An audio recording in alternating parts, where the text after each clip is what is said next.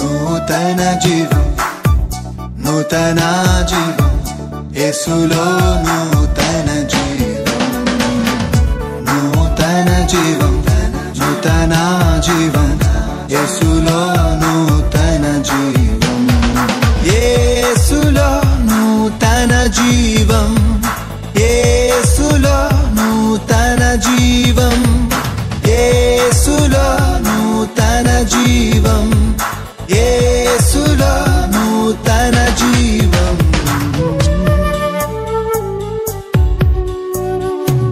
నూతన జీవం, నూతన జీవం, యేసులో నూతన జీవం, నూతన జీవం, నూతన జీవం, యేసులో నూతన జీవం, యేసులో యెషయా గ్రంథము 9వ అధ్యాయము 1 నుండి 6 వచనాలు మనం చదువుకుని ఉన్నాం. ఈ లేఖన భాగములో ప్రియ దేవుని బిడ్డలారా 6వ వచనం మనం చూస్తున్నట్లయితే ఇలాగు రాయబడినది, యాలయనగా మనకు శిశువు పుట్టెను, మనకు కుమారుడు అనుగ్రహింపబడెను, ఆయన భుజము మీద రాజ్యభారముండెను, ఆశ్చర్యకరుడు, ఆలోచనకర్త, బలవంతుడైన దేవుడు, నిత్యుడగు తండ్రి, సమాధానకర్తయగు అధిపతి అని అతనికి పేరు పెట్టబడను. దేవునికి స్తోత్రం. ప్రియ దేవుని బిడ్డలారా, యెషయా ప్రవక్తతో సృష్టికర్త అయిన దేవుడు దర్శనము ద్వారా బయలుపరుస్తూ ఉన్నాడు.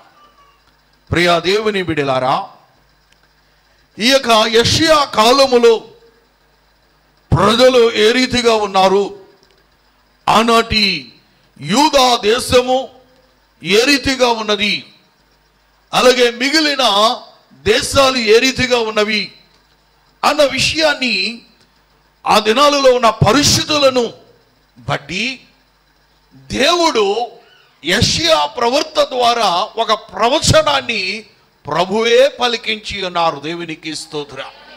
హల్లెలూయా. ఇక్కడ యాలయనగా అన్న మాటను మనం చూస్తున్నాం. అనగా పైన చెప్పబడిన కారణములను బట్టి, పైన చెప్పబడిన విషయాలను బట్టి యాలయనగా మనకు శిశువు పుట్టెను, మనకు కుమారుడు అనుగ్రహింపబడెను. దేవునికి స్తోత్రం. హల్లెలూయా. ఇక్కడ ఈ శిశువు ఎవరు, ఈ శిశువు ఎవరు అన్నది మనం ఆలోచన చేస్తున్నట్లయితే ప్రియ దేవుని బిడ్డలారా, ఈ శిశువును గుర్చిన అద్భుతమైన పేరు అక్కడ రాయబడి ఉన్నది. దేవునికి స్తోత్రం. ఆశ్చర్యకరుడు, ఆలోచనకర్త, బలవంతుడైన దేవుడు, నిత్యుడగు తండ్రి, సమాధానకర్తయగు అధిపతి అని అతనికి పేరు పెట్టబడను. దేవునికి స్తోత్రం. హల్లెలూయా. ప్రియ దేవుని బిడ్డలారా, ఈ పేరును మనం చూస్తున్నప్పుడు ఏంటండి, అతి సుదీర్ఘమైన పేరు, అనగా పెద్ద పేరు పెట్టి ఉన్నారు. దేవునికి స్తోత్రం. కనుక ఎవరైనా పేరు పెట్టుకుంటే వారు కుదించి చిన్నగా పేరు పెట్టుకుంటూ ఉంటారు. మరి ఈ పేరులో ప్రియ దేవుని బిడ్డలారా, దేవుని యొక్క 5 లక్షణాలు అచట రాయబడి ఉన్నవి. దేవునికి స్తోత్రం. హల్లెలూయా.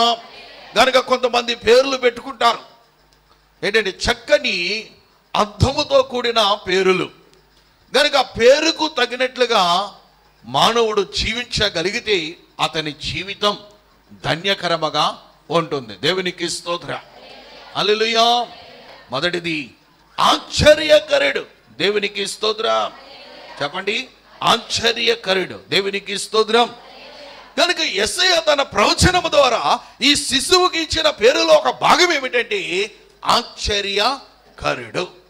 ఈ పేరులో 5 భాగాలు ఉన్నాయి. ఒక భాగము ఆశ్చర్యకరుడు. దేవునికి స్తోత్రం. ప్రియ దేవుని బిడ్డలారా, ఈ యెషయా ప్రవక్త కాలంలో యూదా దేశం మీదకి సిరియా దేశస్థులు, ఆయా ప్రాంతంలో ఉన్న ఇతర దేశస్థులు కూడా యుద్ధానికి వచ్చి ఉన్నారు. అయితే ప్రియ దేవుని బిడ్డలారా, ఆ దేశము ఎలా ఉందో 2వ వచనంలో రాయబడి ఉన్నది. చూడండి. చీకటిలో నడుచు జనులు గొప్ప వెలుగును చూచుచున్నారు, మరణ ఛాయ గల దేశ నివాసుల మధ్య వెలుగు ప్రకాశించును. దేవునికి స్తోత్రం. ఏ ఛాయలు? మరణ ఛాయలు. యూదా దేశము మీదకి మరణ ఛాయలు అలుముకున్నవి. ఈ మరణ ఛాయలు గల దేశము అని పరిశుద్ధాత్మ దేవుడు లిఖించి ఉన్నాడు. దేవునికి స్తోత్రం. హల్లెలూయా, హల్లెలూయా. అయితే ప్రియ దేవుని బిడ్డలారా, ఈ యొక్క మరణ ఛాయలు ఆ దేశములో చుట్టుకుని ఉన్నప్పుడు, ఆ దేశము చుట్టూ ఆవరించి ఉన్నప్పుడు, ఆ మరణ ఛాయలన్నీ తొలగిపోవాలంటే ఒక ఆశ్చర్యమైన కార్యము జరగాలి. దేవునికి స్తోత్రం. ఒక ఆశ్చర్యమైన కార్యాన్ని చేయడానికి ఆయన ఆశ్చర్యకరుడుగా ఈ లోకానికి వచ్చాడు. దేవునికి స్తోత్రం. హల్లెలూయా, హల్లెలూయా. గనుక ప్రభునందు ప్రియమైన దేవుని బిడ్డలారా, మరణ ఛాయలో ఉండి అలమటిస్తున్న ప్రజల యొక్క జీవితాలలో ఈ మరణ ఛాయలను తొలగించి వారి జీవితాలకు ఆశ్చర్యాన్ని కలిగించడానికి, వారి జీవితాలకు సంతోషాన్ని కలిగించడానికి ఆయన ఆశ్చర్యకరుడుగా ఈ లోకానికి వచ్చారు. దేవుని స్తోత్రం. ఈ శిశువు ఎవరు? ఆశ్చర్యకరుడు. దేవుని స్తోత్రం. ఈ శిశువు ఎవరండి? ఆశ్చర్యకరుడు. దేవుని స్తోత్రం. 2వ మాటగా ప్రియ దేవుని బిడ్డలారా మనం చూస్తున్నట్లయితే 2వ భాగము ఆలోచనకర్త. దేవునికి స్తోత్రం. ప్రియ దేవుని బిడ్డలారా, యూదా సామ్రాజ్యం మీదకి సిరియా దేశస్థులు అలాగే ఇతర దేశస్థులు యుద్ధానికి చేయడానికి చుట్టూ గుమికూడి ఉన్నారు. అటువంటి పరిస్థితులలో వారు ఎలా ఉన్నారంటే దిక్కుతోచని స్థితిలో ఉన్నారు. గనుక వారికి ఆలోచన చెప్పేవారు ఎవరు కూడా లేరు. గనుక వారిని ప్రోత్సహించేవారు ఎవరు కూడా లేరు. గనుక వారికి మాట సహాయము కూడా లేని స్థితిలో వారు ఉంటుంటే మన ప్రభు 2వ భాగముగా ఆయనకు పెట్టబడిన పేరు ఏంటండి? ఆలోచనకర్త. దేవునికి స్తోత్రం. హల్లెలూయా. గనుక ఆయన ఆలోచన అనుగ్రహించడానికి ఆయన ఈ లోకానికి వచ్చాడు. దేవుని స్తోత్రం. హల్లెలూయా. ఆనాటి ప్రజలు వారి సలహాల కొరకు లేక వారు ఆలోచనల కొరకు, కనుక మనకంటూ ఒక సలహా కావాలి, మనకంటూ ఒక సలహా కావాలి ఆనాటి దినాలలో ప్రజలు ఏం చేసేవారంటే కర్ణపిశాసుల దగ్గరికి వెళ్ళేవారు. ఎక్కడికండి?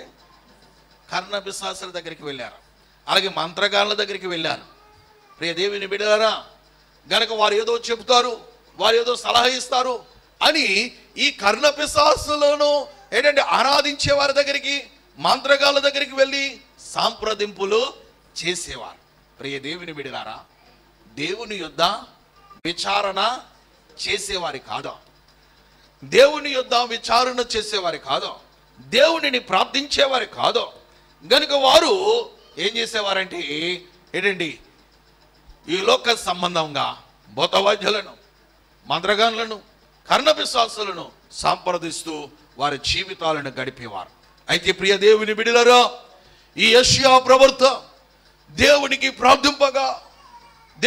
ప్రార్థింపగా ప్రభువా, ఈ ప్రజలు సతమతమవుతూ ఉన్నారు, ఈ ప్రజలు నిరాశలో ఉన్నారు, ఈ ప్రజలు దిక్కుతోచని స్థితిలో ఉన్నారు, వీరికి ఆలోచన చెప్పేవారు ఎవరో లేరయ్యా అని ప్రార్థింపగా దేవుడు యెషయా ప్రార్థన ఆలకించి వారికి ఆలోచన చెప్పి వారిని ముందుకు నడిపించడానికి ఒక శిశువును ఈ లోకానికి దేవుడు పంపించాడు. దేవునికి స్తోత్రం. ఈ శిశువు ఎలాంటి వాడు? ఆలోచనకర్త. దేవునికి స్తోత్రం. ఈ లోకంలో ఎంతమంది ఉన్నా ఆలోచన చెప్పేవాడు లేకపోతే ఏంటంటే మనకంటూ ఆలోచన చెప్పేవారు లేకపోతే మనకంటూ సలహా ఇచ్చేవారు లేకపోతే మనం ముందుకు కొనసాగలమా? కొనసాగలేం. ఏదైనా ఒక పని తలపెట్టినప్పుడు, ఏదైనా ఒక కార్యాన్ని మనం తలపెట్టినప్పుడు మనకు ఆలోచన చెప్పేవారు చెప్పండమ్మా కావాలి. దేవునికి స్తోత్రం.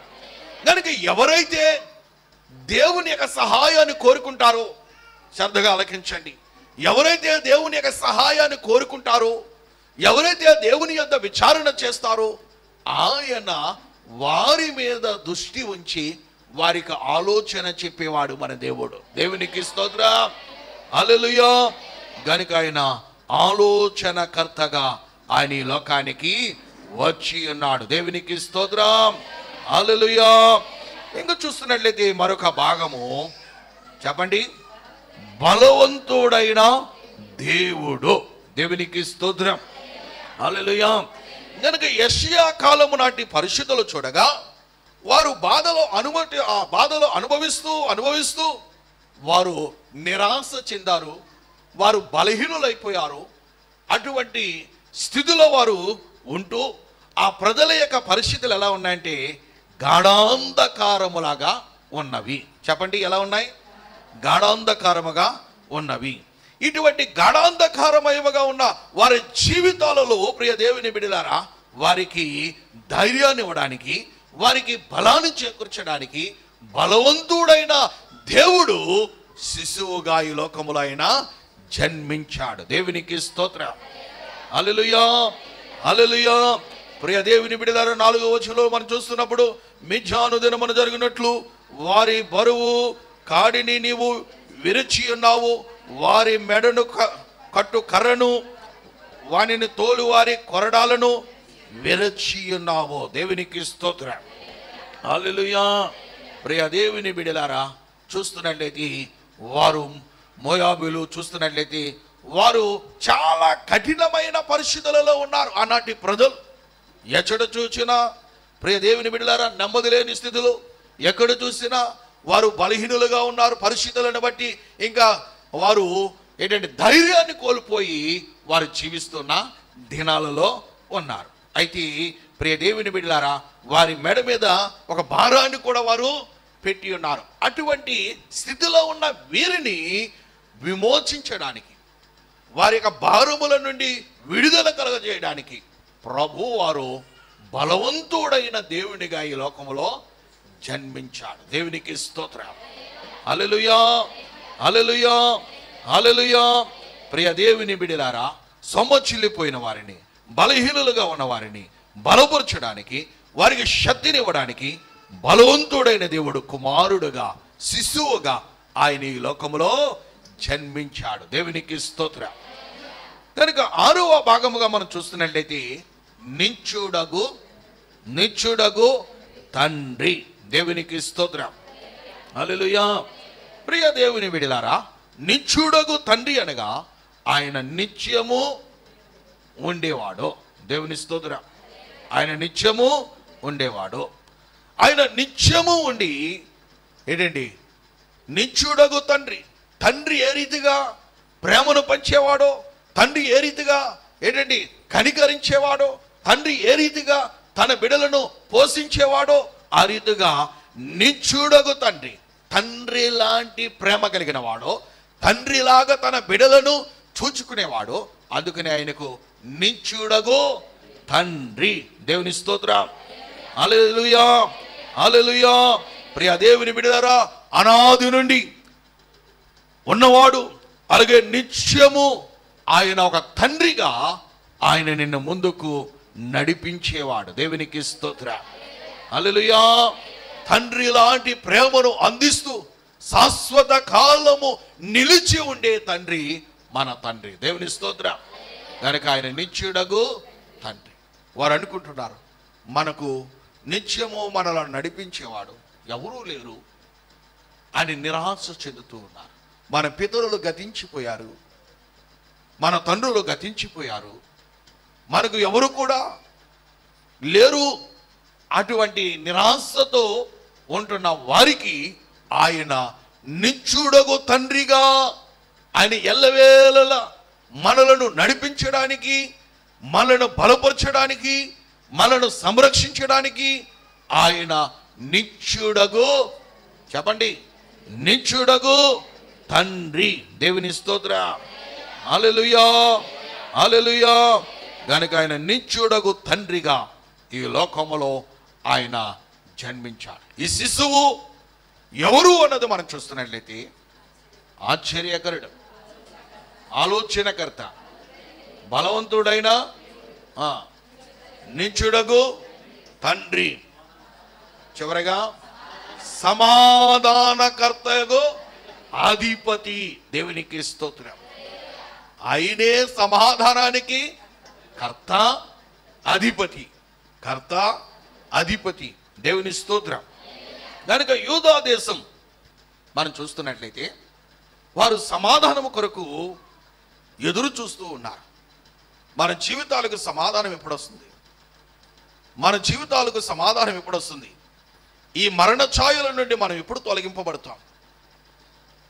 ఎప్పుడు చూసినా యుద్ధాలే, ఎప్పుడు చూసినా కుటుంబాలలో సమాధానం లేదు, దేశములో సమాధానం లేదు, దేశాల మధ్య సమాధానం లేదు అని వారు సమాధానము కొరకు ఎదురు చూస్తూ ఉన్నారు. ప్రియ దేవుని బిడ్డలారా, ఆ దేశములో ఎచ్చడు చూసినా, ఏ ప్రాంతంలో చూసినా సమాధానం అనేది లేదు. మానవుడు తోటి మానవుడితో సమాధానం లేకుండా ఉన్నాడు. అలాగనే ప్రియ దేవుని బిడ్డలారా, దేవునితో సమాధానం లేని వారిగా ఉన్నారు. నా జీవితం నా ఇష్టం అన్న రీతిగానే ఎవడికి నచ్చినట్లుగానే వాడు జీవిస్తూ ఉన్న దినాలు. అటువంటి దినాలలో ప్రియ దేవుని బిడ్డలారా, సమాధానం లేక సతమతమైపోతున్న జీవితాలలో సమాధానమును అనుగ్రహించడానికి ఆయన సమాధానకర్తగా ఈ లోకానికి వచ్చాడు. దేవునికి స్తోత్రం. హల్లెలూయా, హల్లెలూయా. ప్రియ దేవుని బిడ్డలారా, సమాధానము లేదు. కనుక మొదటి శిశువు ఆయన కయోను దినాలలో మనుషులు ఏ రీతిగా ఉన్నారో ఆ రీతిగానే మనుషులు ఉన్నారు.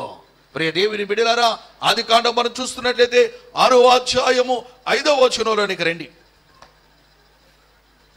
ఆదికాండము, నరుల చెడుతనము భూమి మీద గొప్పదనియు వారి హృదయం యొక్క తలంపులలోని ఊహ అంతయు ఎల్లప్పుడూ కేవలము చెడ్డదనియు యెహోవా చూచి తాను భూమి మీద నరులను చేసినందుకు భూమి మీద ఆయన సంతాపపడి తన హృదయములో నొచ్చుకొనెను. అలాగే యెషయా గ్రంథము 48వ అధ్యాయం 22 చూడండి. యెషయా గ్రంథము 48వ అధ్యాయం 48:22. దుష్టులకు నెమ్మది ఉండదని యెహోవా సెలవిచ్చుచున్నాడు. ఎవరికి నెమ్మది ఉండదు? దుష్టులకు. అలా దుష్టులు అంటే ఎవరు చెప్పండి? దుష్టత్వము చేయువారు. అలా దుష్టత్వం అంటే ఏంటి? చెడు తలంపులు కలిగిన వారు, చెడు. ప్రియ దేవుని బిడ్డలారా, కనుక ఈ దుష్టులు ఇతరులను గురించి ఆలోచన చేస్తూ ఇతరులను ఏంటండి చునకనగా చూస్తూ ఉంటారు.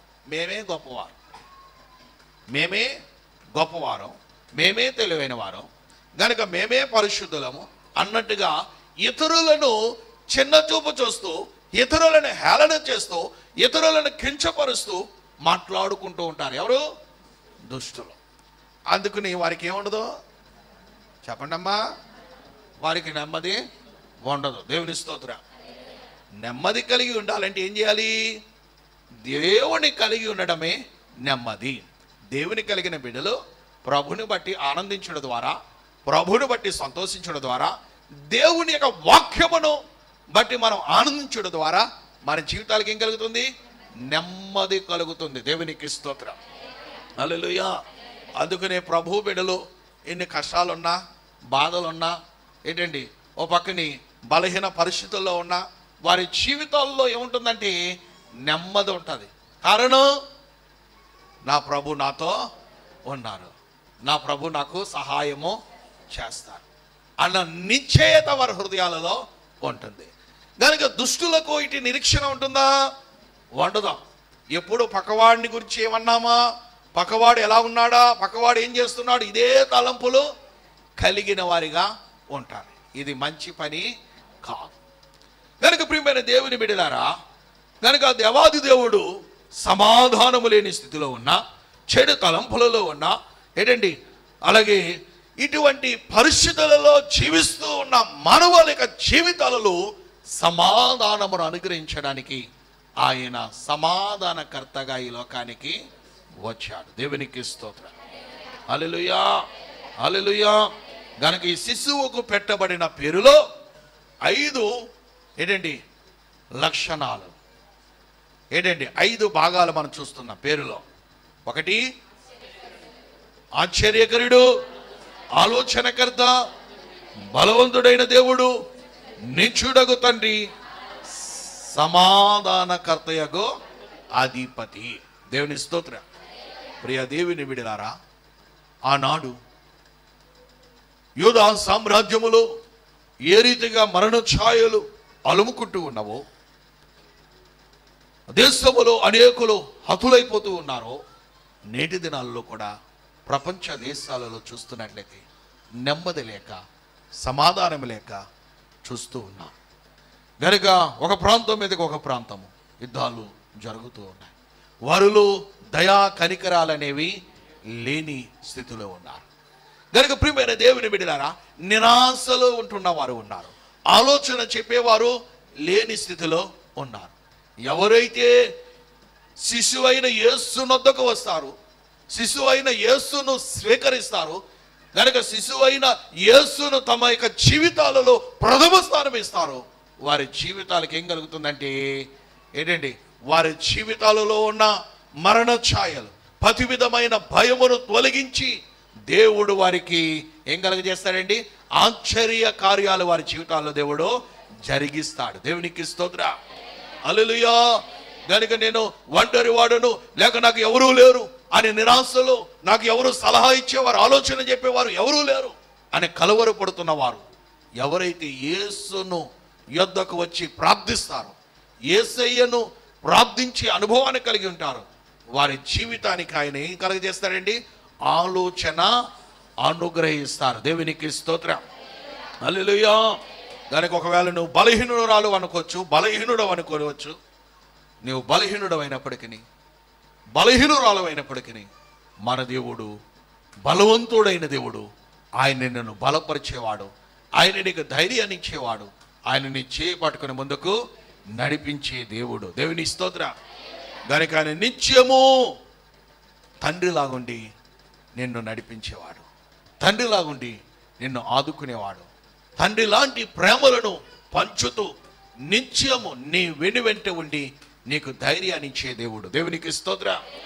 గనుక ఆ శిశువు ఎవరు చెప్పండి? ప్రభు అయిన యేసుక్రీస్తు. ఆయన ఎలాంటి వాడు? ఆశ్చర్యకరుడు, ఆలోచనకర్త, బలవంతుడైన దేవుడు, నిత్యుడగు తండ్రి, సమాధానకర్తయగు అధిపతి. కనుక ఆ దేవాది దేవుడు మీకు ఎల్లవేళ తోడై ఉండి ఆయన మిమ్మల్ని బలపరిచి నడిపించును గాక. ఆమేన్. అందరూ లేచి నిలబడండి.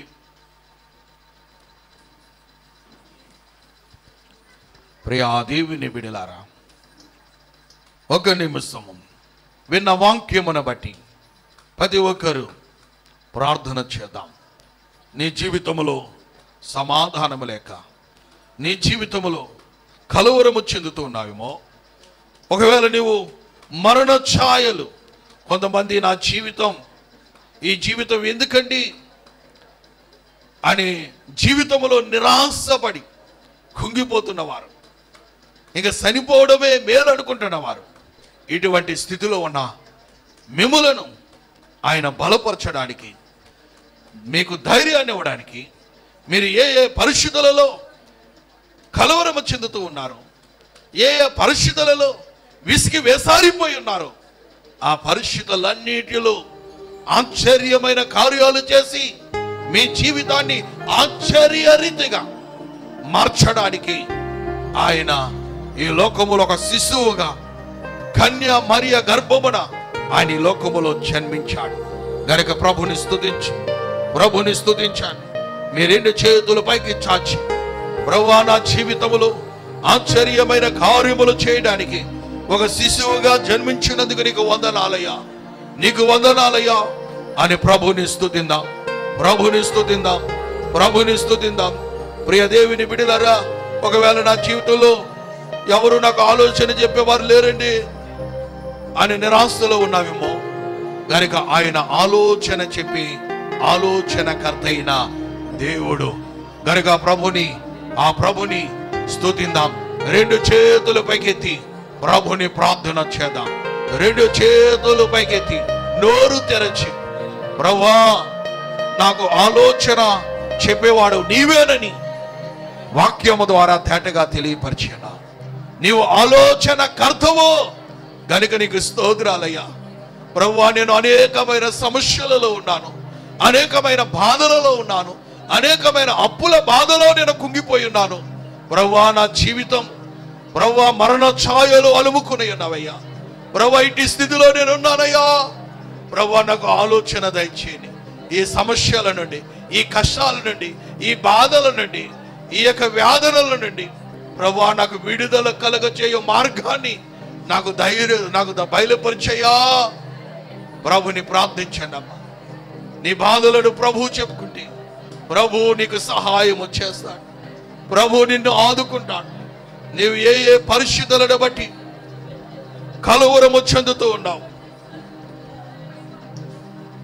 మరణ ఛాయల వంటి పరిస్థితులు నిన్ను అలుముకుని ఉండగా నీవు కలవరపడుతూ దుఃఖపడుతూ నేను జీవించడం ఎలాగా, నా బిడ్డలు జీవించడం ఎలాగా, నా బిడ్డల యొక్క భవిష్యత్తు ఏమిటి అని నువ్వు కలవరపడుతున్నావేమో.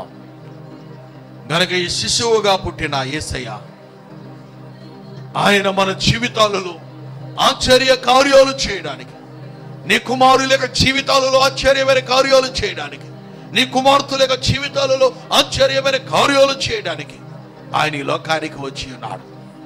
ప్రభుని ప్రార్థించండి. ప్రేమ కలిగిన మా తండ్రి, మీ ఘనమైన నామమును బట్టి వందనాలు చెల్లిస్తున్నాం. ప్రభువా ఈ సమయములో ప్రభువా కూడి వచ్చిన నీ బిడ్డలను బట్టి వందనాలు. అలాగే లైవ్ ద్వారా ఈ కార్యక్రమాన్ని వీక్షిస్తున్న బిడ్డలను బట్టి వందనాలు. ప్రతి ఒక్కరిని మీరు దీవించమని ప్రార్థిస్తున్నా. ప్రభువా విన్న వాక్యము వారి హృదయాలలో భద్రపరుచుకొని ధైర్యాన్ని కలిగి ఉండడానికి సహాయం చేయమని ప్రార్థిస్తున్నా. ప్రభువా ప్రతి ఒక్కరి యొక్క జీవితాలలో ఆశ్చర్యమైన కార్యాలు జరిగిస్తూ ప్రభువా బిడ్డలకు చక్కటి ఆలోచనలను మీరు అనుగ్రహిస్తూ ప్రభువా వారి జీవితాలకు సమాధానమును కలగజేస్తూ ప్రభువా వారి జీవితాలలో ప్రభువా బలమైన కార్యాలు జరిగిస్తూ ప్రభువా నిత్యుడగు తండ్రిగా ప్రభువా వారిని ఆదరిస్తూ బలపరుస్తూ అన్ని వేళల యందు వారికి తోడుగా ఉండమని ప్రార్థిస్తున్నాము తండ్రి. నీకు స్తోత్రం. ప్రతి ఒక్కరిని మీరే దీవించి బలపరచమని యేసు వారి నామమును బట్టి ప్రార్థించి వేడుకుంటున్నాము తండ్రి. ఆమేన్.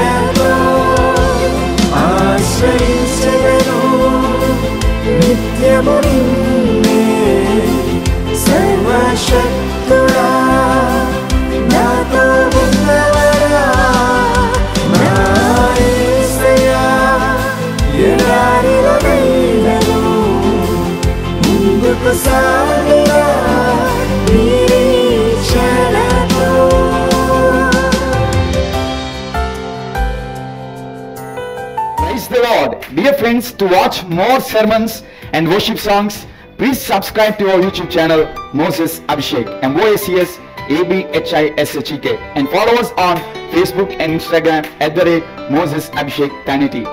ప్రియులారా, మరిన్ని సందేశములు మీరు ఆలకించడానికి, మరిన్ని దేవుని యొక్క పాటలు వినడానికి మోసెస్ అభిషేక్ అనే యూట్యూబ్ ఛానల్ ని సబ్స్క్రైబ్ చేసుకునండి.